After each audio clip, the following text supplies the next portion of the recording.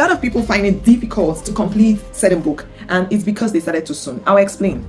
Do you know that just the way you have a blueprint of a house before you embark on the building or construction, that's the same thing or the same process with book writing? First of all, what you need to do is to have the entire structure of the book. You have to look at it like this particular book.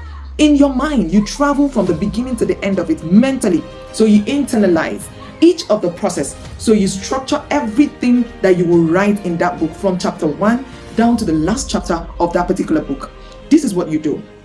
You mark them down. You write everything down. Chapter 1, you intend to call it, even the name you intend to call it, you write it down. And in this chapter, you talk about this and that. You write it down. The examples or the illustrations you want to make in that book, you write them down. Maybe you want to use some quote, or you want to use some Bible verse, or you want to use a proverb, or whatever you want to do, you write it down in each of the chapters. Then you go to the next chapter. Of course, you know that the next chapter will build on the already existing contents. Then you go next to the next chapter, writing all of those things down. This is not you building the entire content, but this is you having each of the things that you want to do when you start really building the content. I don't know if you understand what I'm saying, but I believe you do. So if you do that, it will help you not to procrastinate, it will help you not to have writer's block, and it will give you the interest to continue writing.